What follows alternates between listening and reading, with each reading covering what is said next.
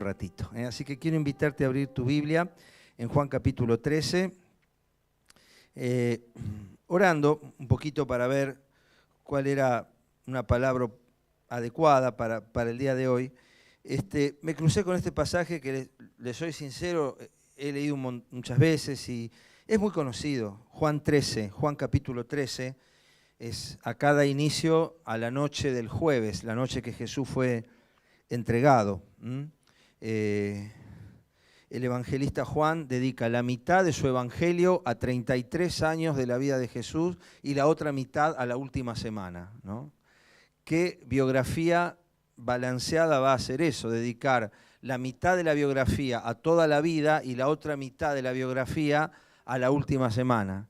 ¿Por qué hace esto Juan? Porque él sabe que lo más importante que pasó en la vida de Jesús, al menos en lo que se refiere a nosotros, pasó en esta última semana. Y este es el inicio de ese último tiempo, de esa última noche. Dice, antes de la fiesta de la Pascua, que es donde Jesús iba a ser crucificado, concretamente la noche anterior, sabiendo Jesús que su hora había llegado, estoy leyendo Juan capítulo 13, ahí lo están proyectando, sabiendo Jesús que su hora había llegado para que pasase de este mundo al Padre, como había amado a los suyos que estaban en el mundo, los amó hasta el fin. Y cuando cenaban, como el diablo ya había puesto en el corazón de Judas Iscariote, hijo de Simón, que le entregase, sabiendo Jesús que el Padre le había dado todas las cosas en las manos, y sabiendo que había salido de Dios y que a Dios iba, se levantó de la cena, se quitó su manto y tomando una toalla se la ciñó. Luego puso agua en una palangana, en un lebrillo, y comenzó a lavar los pies de los discípulos y a enjugarlos con la toalla con que estaba ceñido, ¿no? Y al leer nuevamente este conocido pasaje, me vino al corazón algo que creo nos afecta a nosotros de manera personal y directa, ¿no? Y por eso quise llamar al encuentro al mensaje de hoy, conociéndome. ¿Qué tiene que ver este título con lo que acabamos de leer? Hoy vivimos en un mundo donde el mensaje es centrípeto, es decir, es personalista. Es decir, en este mundo el mensaje que recibimos es un mensaje de sé vos misma, sé vos mismo, conocete a vos misma, hacé lo que te gusta, si te sirve, funciona, si no te sirve, no lo hagas, si para vos está bien, si para vos es verdad, es verdad.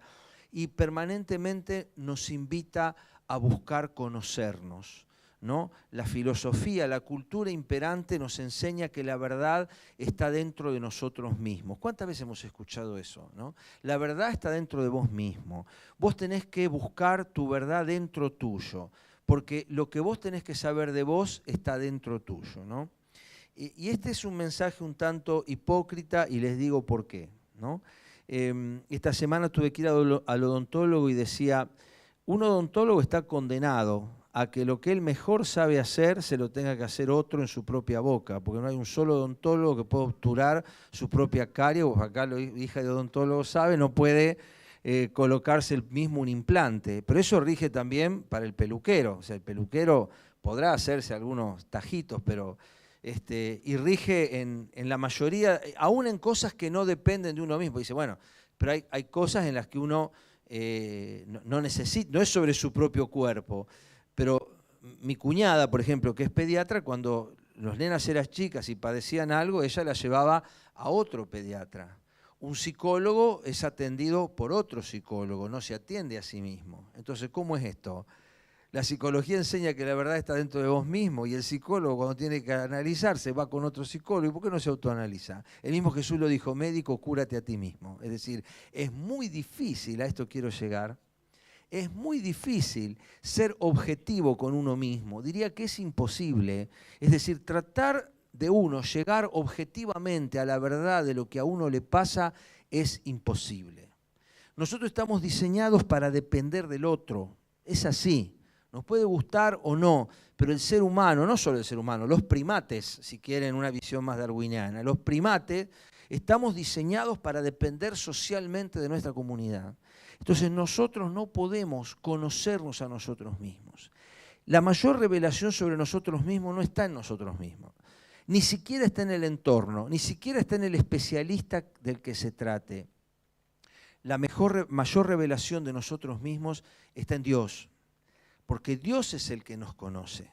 Y por eso cuando la revelación de lo que somos, de lo que necesitamos, de lo que nos pasa, proviene de Dios, nosotros podemos tener la seguridad de que el diagnóstico es correcto. Porque si no, siempre vamos a llegar a un diagnóstico equivocado. Porque nuestra mirada es sesgada. Aún en el espejo, cuando nosotros levantamos la mano derecha, el espejo levanta la izquierda. O sea, ni siquiera en un espejo podemos confiar. O sea, realmente no es objetiva nuestra mirada sobre nosotros mismos. Y por eso le puse conociéndome. ¿Por qué? Porque en este trayecto que a Jesús le llevó segundos, este proceso que Jesús nos revela, o mejor dicho, que Juan nos revela sobre Jesús, tenemos pistas importantes para trabajar sobre nuestro propio autoconocimiento. Porque, y lo repito, el autoconocimiento no va a poder venir de nosotros mismos. Nosotros necesitamos un patrón externo. Algo de lo que nos compartía Tiki nos hacía alusión a la incapacidad que tiene el hombre como ser humano, como raza, para llevar adelante la administración de este mundo. Y permanentemente nos damos contra la pared y nos chocamos en las curvas del camino porque no creemos que el GPS de nuestra vida no puede venir de nosotros mismos. No podemos nosotros gestar nuestro propio camino. No podemos nosotros precisar con exactitud qué hay detrás de la próxima curva en el camino. Necesitamos forzosamente la mirada externa, necesitamos el patrón externo. Y por eso Dios nos dejó esto en su palabra, y por eso Dios nos da un referente, y por eso Dios envió a Jesús. Entonces, en este conociéndome, volvamos al al capítulo 13, versículo 1. Dice, antes de la fiesta de la Pascua, ¿qué sabía Jesús? Sabiendo Jesús que su hora había llegado para que pasase de este mundo al Padre. Sabiendo Jesús que su hora había llegado. La primer conciencia que nosotros tenemos que tener sobre nosotros mismos es conciencia de tiempo y de oportunidad. Tenemos que tener conciencia de tiempo y de oportunidad. Jesús dice, conociendo que su hora había llegado. Jesús tuvo conciencia del tiempo, conciencia del momento, conciencia del tiempo que vivimos y de la oportunidad que tenemos. Parte del conocimiento de nosotros mismos comienza por entender dónde estamos, cómo estamos y por qué estamos en este momento aquí. Conciencia del tiempo y conciencia de la oportunidad, las dos cosas. Porque a veces nosotros podemos entender el tiempo que nos toca vivir. ¡Qué momento difícil! Hoy cuando yo dije en los momentos que vivimos que aparezca un celular es un milagro, todos dijeron, ¿por qué? Porque es el tiempo que vivimos. Esto no debiera ser así. Nos hemos acostumbrado a que si a uno se le cae algo, no lo puede volver a encontrar. Que si hizo 2 metros, perdió. No puede ser así. Estamos mal acostumbrados a algo que no debiera ser así.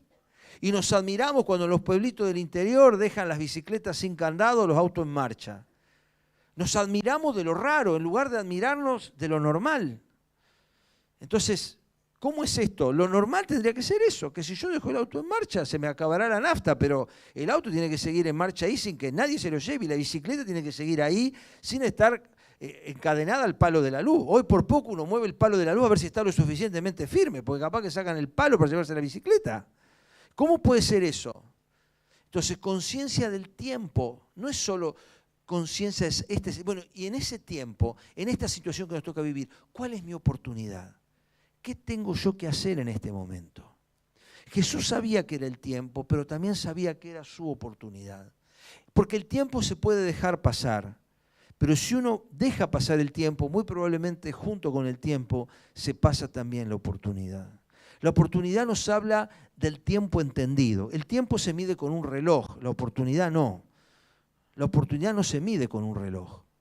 Entonces nosotros cuando vemos el tiempo tenemos que entender la oportunidad. Jesús le dijo a los religiosos de su tiempo, ustedes dicen, porque hay arreboles en el cielo y porque el horizonte está rojo viene tormenta, o porque, y nosotros hacemos lo mismo, cuando las nubes están de aquel lado va a venir lluvia. Dice, entienden el clima, pero no saben entender las señales de los tiempos. Le reclama Jesús a los religiosos de su tiempo. Y a este tiempo, a este momento de la historia, Dios nos debiera decir lo mismo. Entonces yo te pregunto, ¿cuál es tu tiempo? ¿Cuál es tu oportunidad? Hay oportunidades que no pueden dejarse pasar. Yo, por ejemplo, y lo digo porque ella no está, Julieta, que es la más chica de nuestras hijas, bueno, está creciendo. Y yo, habiendo experimentado con las otras dos anteriores, tengo, y se los confieso, esa sensación rara de que es la última. Con ella se me va las hijas en la niñez. Entonces trato como de estirarla hacia abajo y está mal. Trato de jugar a las escondidas con ella y a veces le muestro cosas que ella usaba hace un par de años atrás y me mira como diciendo, ya eso ya está. Pero uno se da cuenta de que no es solo el tiempo y es la oportunidad. Entonces trato de aprovechar la oportunidad, trato de aprovechar el tiempo. Ayer nos pusimos a armar unas sillas con ella, unas sillas que compramos, hay que poner las patas porque sé que a ella le gusta. Y me encanta esa oportunidad, ese tiempo que Dios me permite todavía pasar con ella, porque yo sé que antes de lo que yo me dé cuenta, ya eso va a estar en otro punto su interés. Entonces, lo mismo que nos pasa con los hijos, lo mismo que nos pasa con la vida, lo mismo que nos pasa con los años.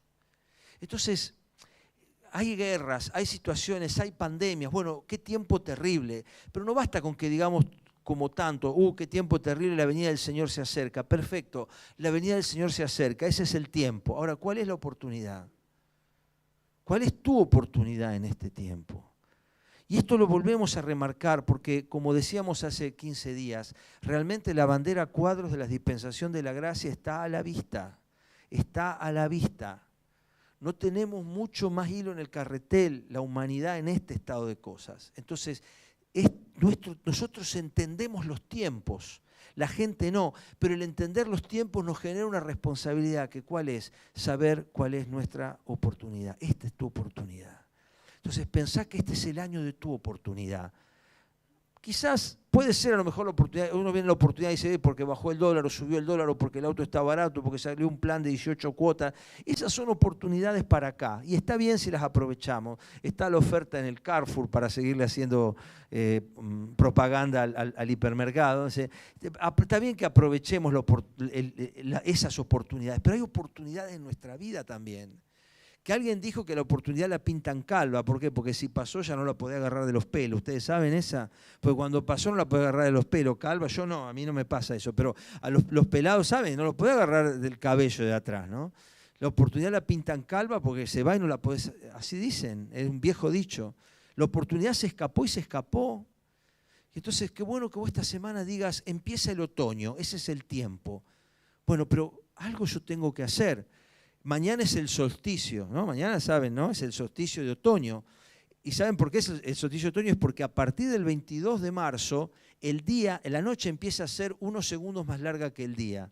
Día más, día menos, eso varía un poquito. Pero alrededor del 21 de marzo es el equinoccio. Las noches y los días son iguales. A partir del 22 de marzo, la noche empieza a ser unos segundos más larga que el día hasta llegar al 21 de junio, que es la noche más larga del año. Pero ese es el tiempo y tu oportunidad, porque la noche también está sobre este mundo y no por ser 21 de marzo.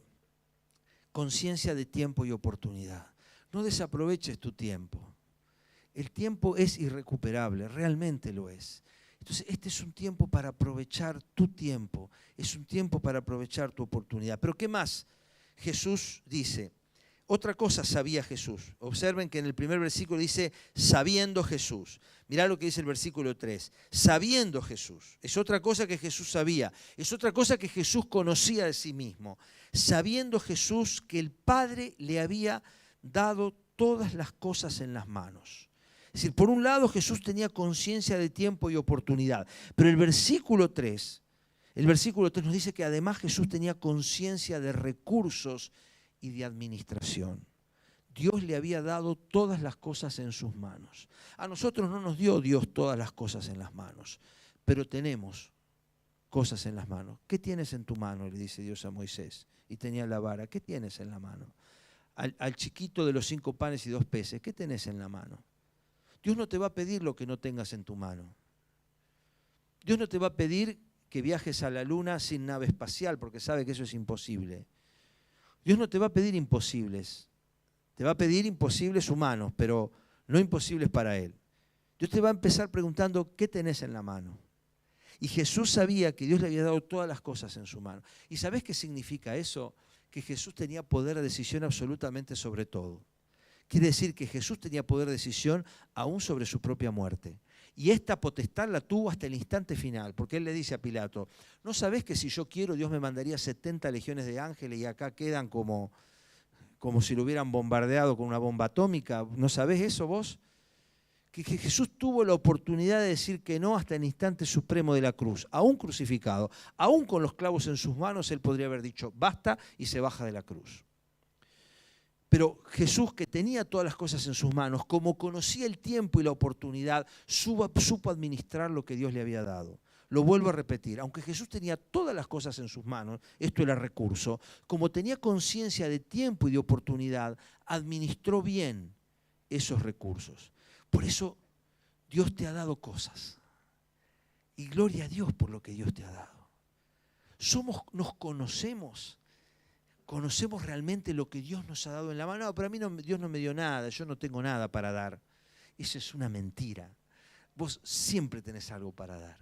Siempre hay alguien que tiene menos que lo que vos tenés. Y no hablo solo en el plano económico, aunque lo incluyo. Pero siempre hay alguien que tiene menos que lo que vos tenés. Siempre hay alguien que está peor que lo que vos estás. Pregúntenle a los ucranianos, que estaban comiendo un asado un día y el domingo siguiente no tenían casa, auto, trabajo, hijos, nada. Siempre hay alguien que tiene menos que lo que uno tiene. Quiere decir entonces que siempre hay algo para dar. Y en este mundo egoísta que nos invita a mirarnos a nosotros mismos, es muy difícil que si la búsqueda está en estar bien yo, es muy difícil que yo asigne recursos para ayudar a otro. ¿Por qué? Porque mirar está en mí mismo. Está en mi proyecto, está en mi trabajo, en mi casa, en mis hijos, en mi familia, en mi salud. Siempre está en mí. Y yo soy la medida de todas las cosas.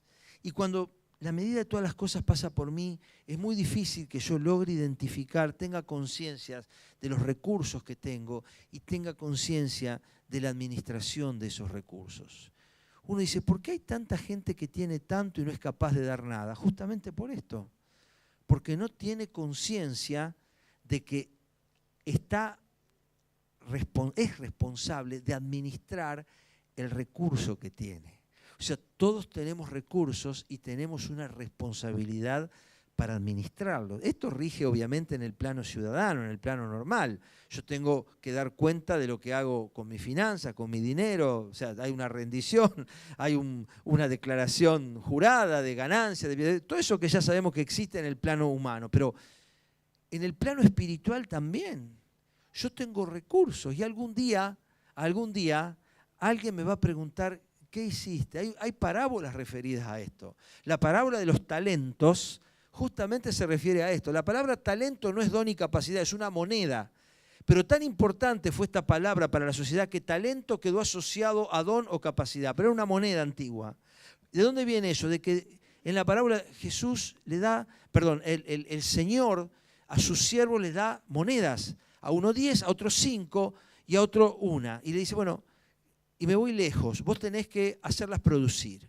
Y a la vuelta le pregunta, ¿y qué hicieron con las monedas? Y estos administradores, estos siervos le van contando lo que hicieron. Y uno no hizo nada. Le dice, ¿por qué la escondiste? ¿Por qué no la pusiste? ¿Por qué no hiciste algo con este recurso? Y Jesús no le cuestiona el recurso, le cuestiona la administración del recurso. Entonces, vos tenés recursos, los tenés. A uno le dio 10 talentos, a otro le dio 5 talentos y a otro le dio 1 talento. Pero no hubo ninguno de sus siervos a quien no les diera nada. Y la Biblia dice, y lo dice 1 Corintios 12, que Dios, el Espíritu, repartió a cada uno capacidades según Él quiso. Entonces, conociéndome, es decir, ¿qué tengo en la mano? ¿Qué tengo en la mano? ¿Qué tengo yo? Hay algo que tengo. No puedo solo seguir pensando que lo que tengo es para mí mismo, porque en el dar recibo conciencia de tiempo y oportunidad, conciencias de recursos y de administración. Pero el tercer punto, fíjate lo que dice el punto B del capítulo 3. El punto B del versículo 3. Jesús sabía que había salido de Dios y que a Dios iba. Había salido de Dios y que a Dios iba. Y si Jesús tuvo conciencia de tiempo y oportunidad, y si tuvo conciencia de recursos y de administración, Jesús acá me demuestra que tuvo conciencia de origen y de propósito, que había salido de Dios y que a Dios iba, a Dios volvía. Conciencia de origen, conciencia de propósito. Y de todo lo que acabo de decir, lo que menos conciencia hoy tiene la humanidad es de esto. No sabe a dónde viene y definitivamente no sabe a dónde va. No sabe de dónde viene, no sabe a dónde va. Anda perdido en esta humanidad, en esta sociedad, sin rumbo. No sabe de dónde viene, no sabe a dónde va. Se vive preguntando sobre el origen de las especies y se vive preguntando si el hombre llegará a las estrellas o si se autoaniquilará. Se vive preguntando eso. Nunca toma conciencia de que hay un origen en Dios y hay un destino en Dios. Jesús lo dijo, de Dios había salido y a Dios iba. Y vos somos conscientes de esto, de que nuestro origen está en Dios y que nuestro destino está en Dios. Entonces, qué bueno es tener esto en claro, que nosotros no somos producto de la casualidad, aun aunque nuestros padres no hubieran deseado nuestro nacimiento, aunque hayamos sido abandonados, aunque no conozcamos nuestra procedencia biológica, aunque como tantos no sepan verdaderamente quiénes han sido su padre o sus padres biológicos, aunque no sepamos nada, nosotros sabemos que hemos salido de Dios. Que en todo caso el marco humano en que se produjo nuestra venida a este mundo es una circunstancia importantísima, pero circunstancia al fin. Dios ha querido enseñarte que vos procedés de Dios. Tu génesis es divina. Tu génesis es divina. Y la humanidad se resiste a entender esto. Qué terrible es pensar que la única especie en este mundo que tiene genética divina es la única especie que se resiste a reconocer ese origen. Es increíble esto. Pero verdad, el ser humano se resiste a reconocer su origen sobrenatural. Pero es importante que nosotros lo entendamos. Que la humanidad no lo entienda es grave, pero que un hijo de Dios no lo entienda es gravísimo. Nosotros tenemos un origen en Dios. Dios te ha diseñado con un propósito. Dios te ha diseñado con una meta.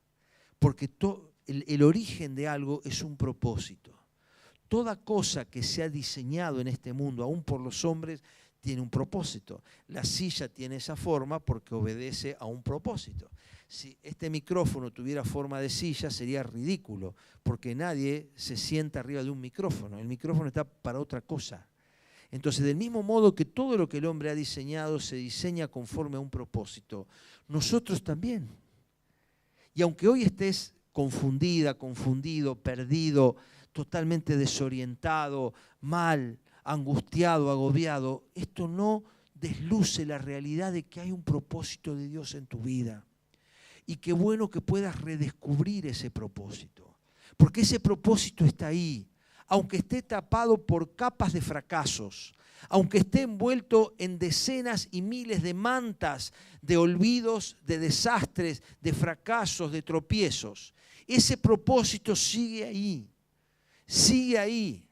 Moisés estuvo 40 años haciendo lo que se le ocurrió, pero ese propósito permaneció ahí y Dios lo llamó en el tiempo adecuado porque el propósito de Dios está ahí. La Biblia dice son irrevocables los dones y el llamamiento de Dios. Es decir, lo que Dios te ha dado, lo segundo que hablábamos, más el propósito que Dios te ha dado, lo tercero que hablamos hoy, son irrevocables. Dios tiene un propósito. Esto debería animar tu corazón, porque no somos producto de la casualidad. No estamos aquí por accidente. Dios quiere darte un propósito. Ahora, ¿Qué hago yo en base a todo esto? Muy lindo, muy interesante, muy bueno lo que Jesús dice acá, conciencia de tiempo y oportunidad, conciencia de recursos y administración, conciencia de origen y propósito. Bueno, ¿qué hizo Jesús?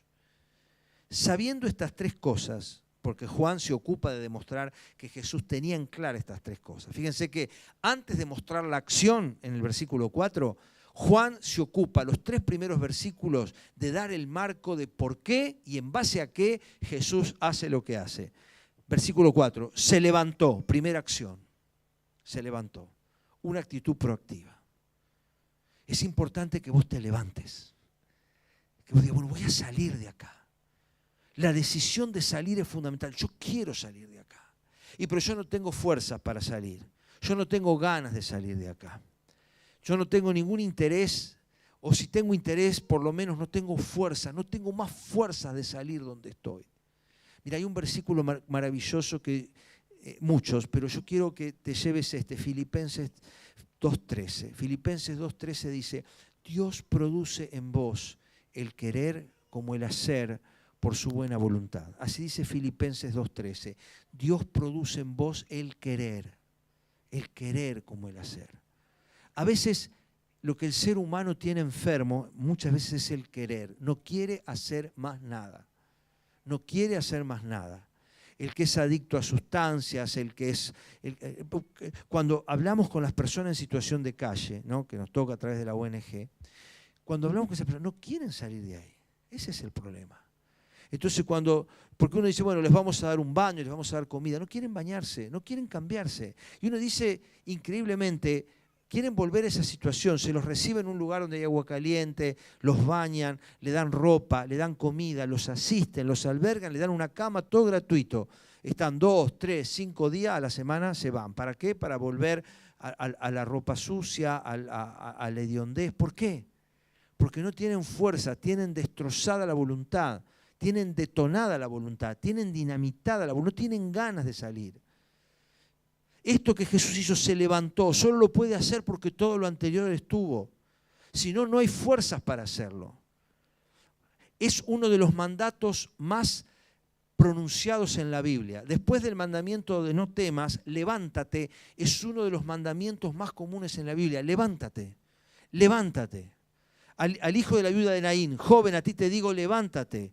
A los pescadores que estaban allí en Lucas, a orillas del mar, que después fueron los apóstoles, digo, levántate. A Mateo, que estaba en el banco de los tributos públicos, al vendepatria de Mateo, que después escribiría el Evangelio, le dice, levántate. Y dice, dejándolo todo, se levantaron y le siguieron, levántate. Al paralítico de Betesda, levántate, toma tu lecho y vete a tu casa. ¿Cuántas veces aparece la palabra levántate en la Biblia? Levántate, levántate.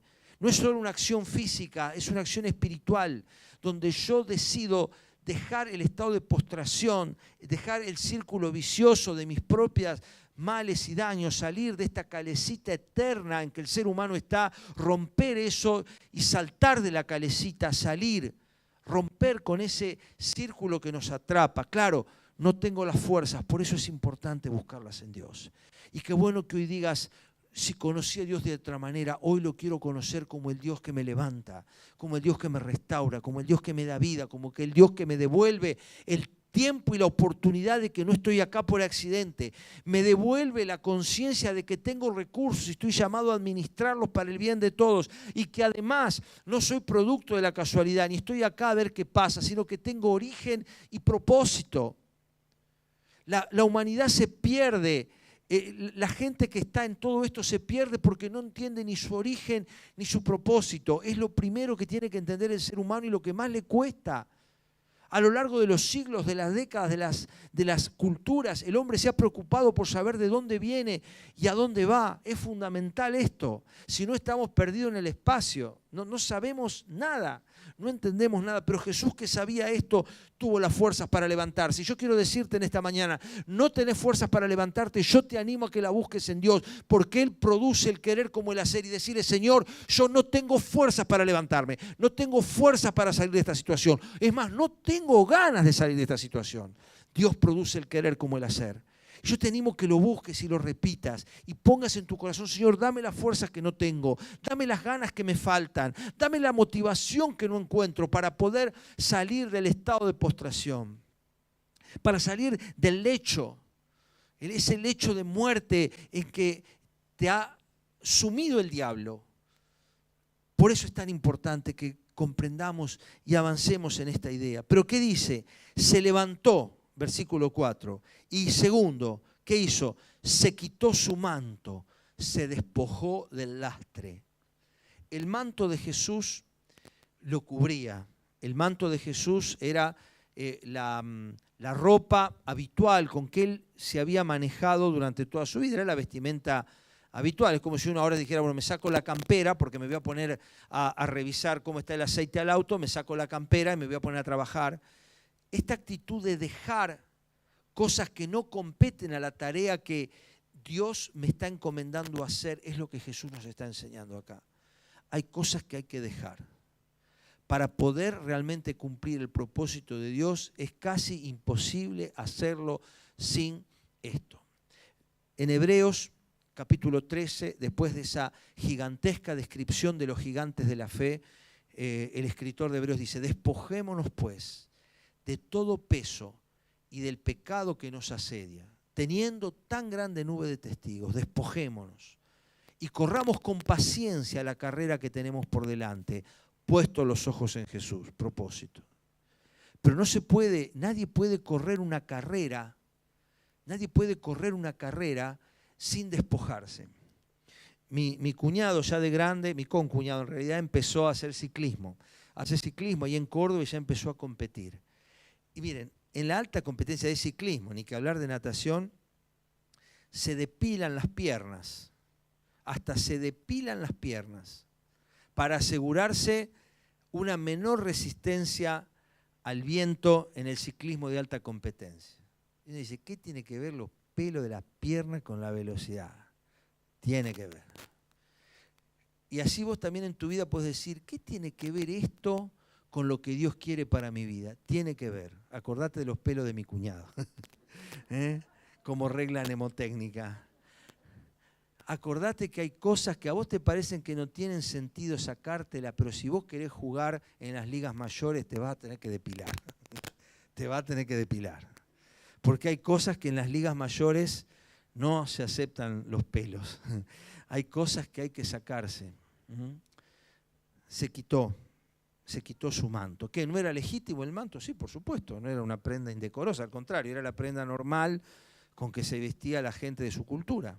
Es más, hasta creo que era un regalo, por lo que dicen después, que se lo habían hecho mujeres nobles. Así que se ve que era, después se lo reparten los soldados, esta túnica, y bueno, se la sortean.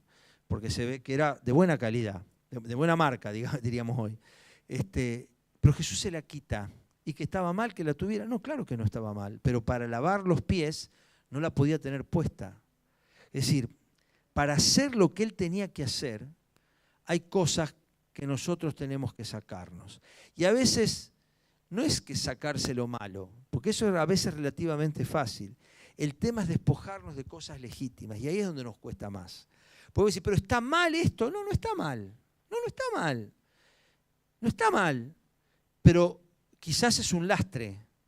Quizás de nuevo, si vos vas a salir a andar en bicicleta, nadie te pide nada, pero si vos querés alta competencia, quizás te tenés que sacar algo que es legítimo, que no es ni sobrepeso, ni gordura, ni nada, es el vello de las piernas.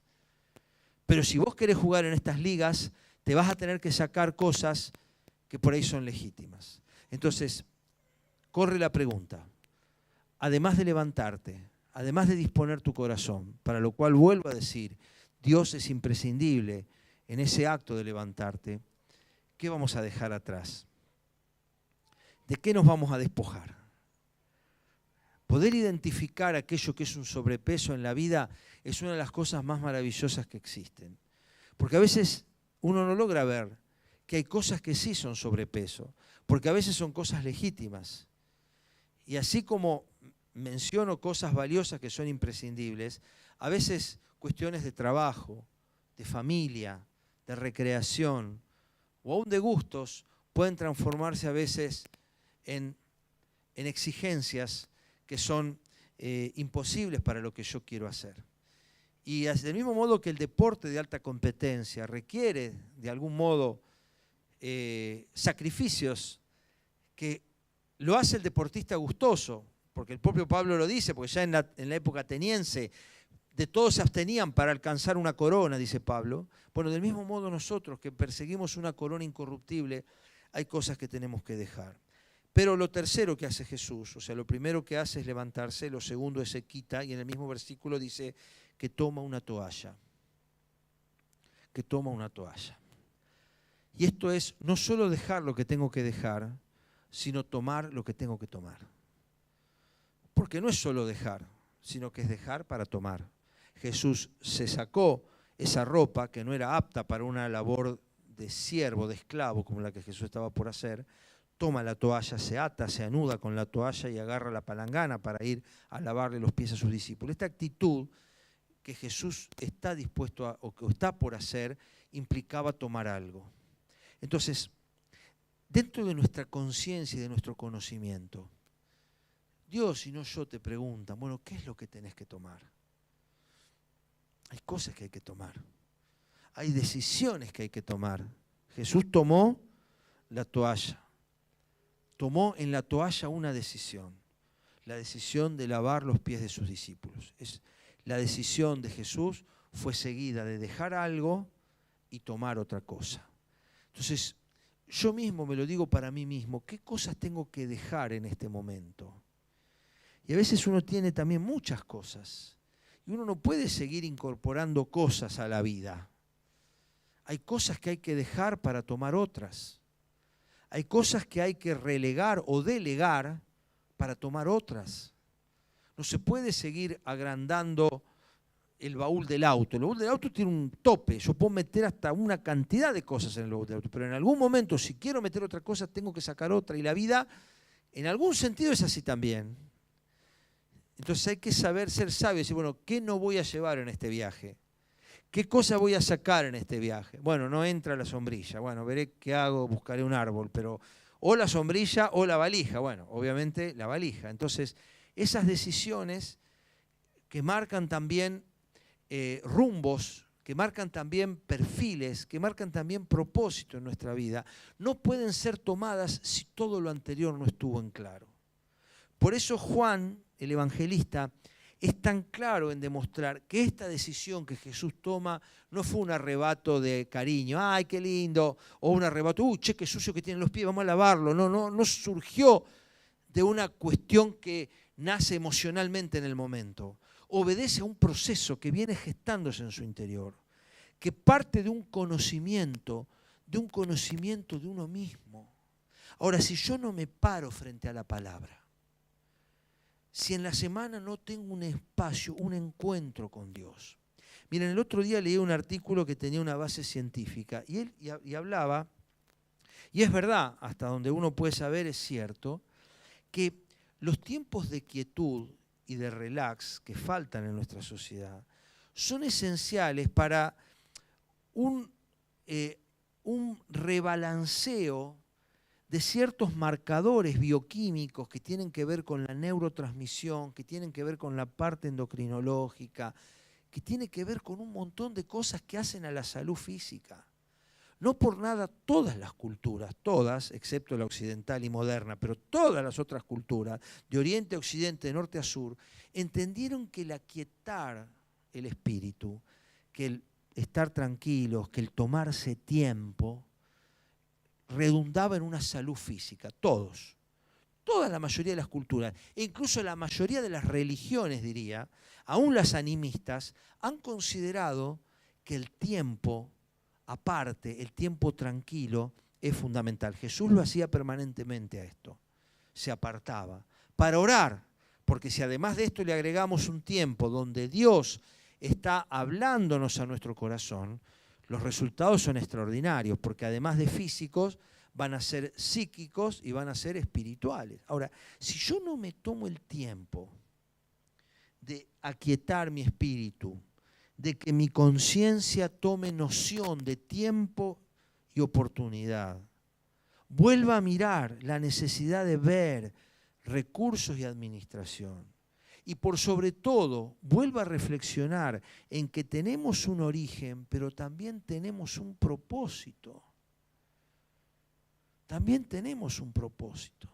Entonces, si yo no me tomo el tiempo para tomar distancia de eso, ¿cómo voy a enfocar la vida?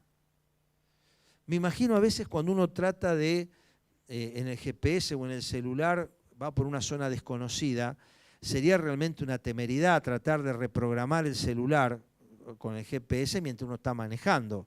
¿Qué dice la buena práctica? Estaciono el auto, me pongo un costadito o al menos lo detengo y busco con el celular hasta identificar el punto, le pongo iniciar y una vez que tengo en claro a dónde va, arranco de nuevo con el auto. Esto que hago con el auto es necesario en la vida también.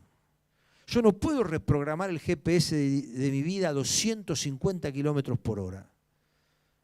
Es imprescindible este proceso de quietud que hoy en nuestra sociedad falta y se hace necesario. Y la gente lo mide de otra manera. Entonces, ¿qué hace?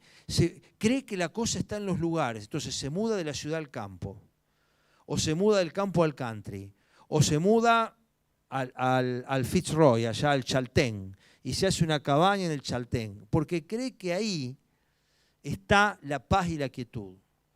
Y está probablemente, pero yo me puedo llevar mi mambo a la punta de la Concagua. En la punta de la Concagua puedo estar viviendo con todo el mambo al moño, si cabe la expresión.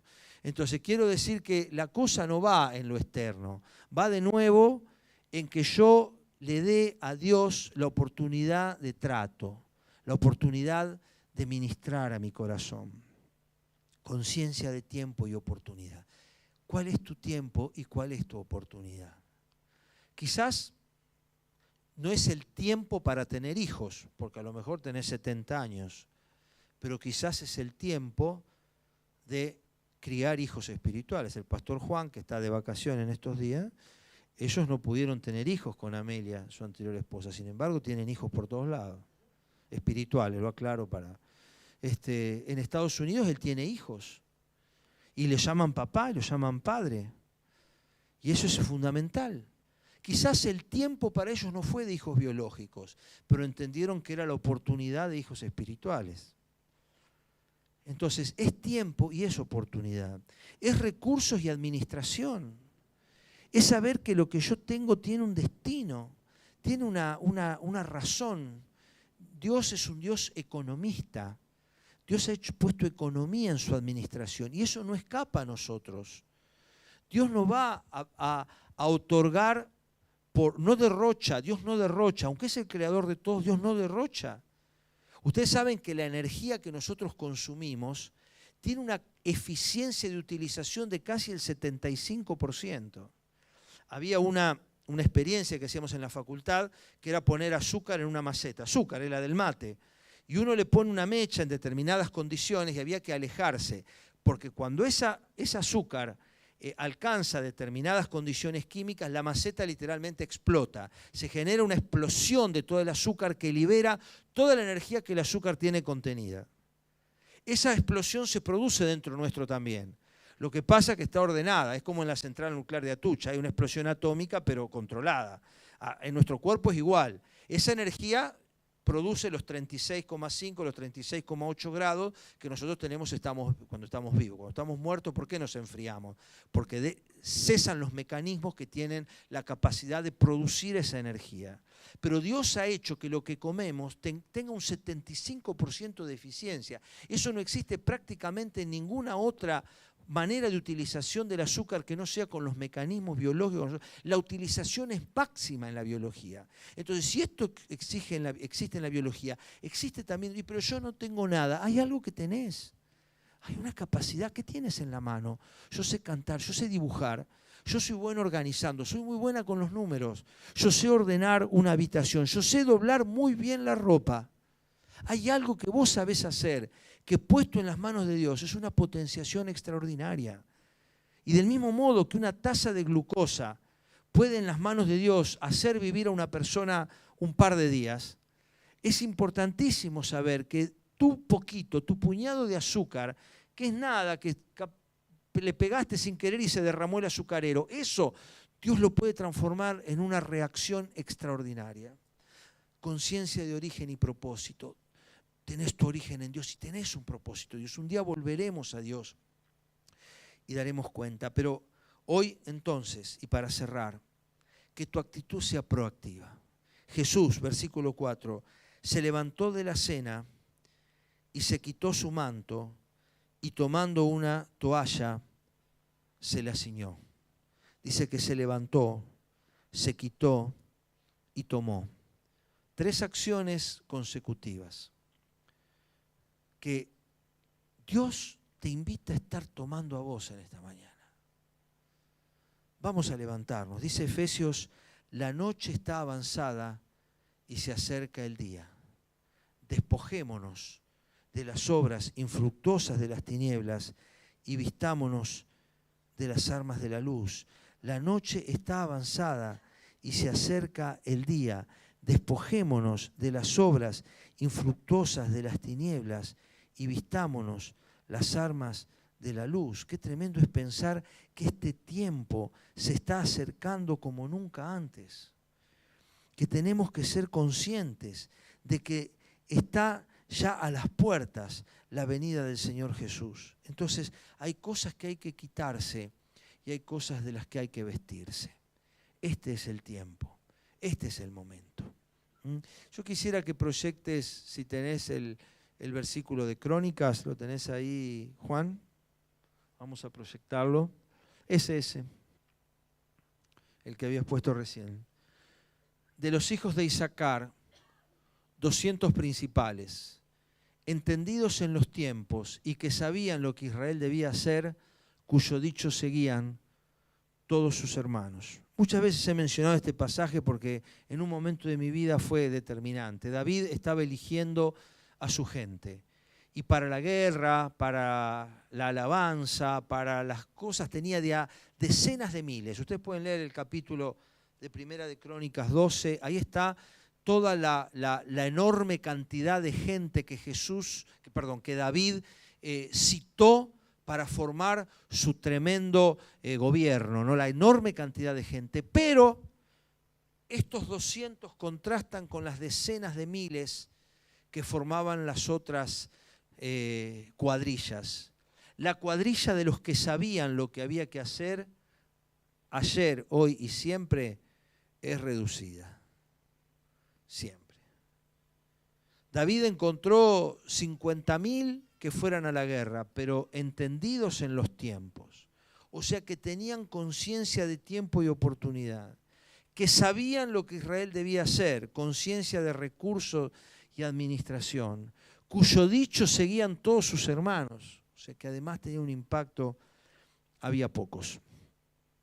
Y Dios te invita a vos y a mí a tener conciencia de tiempo y oportunidad, de recursos y administración, de origen y propósito.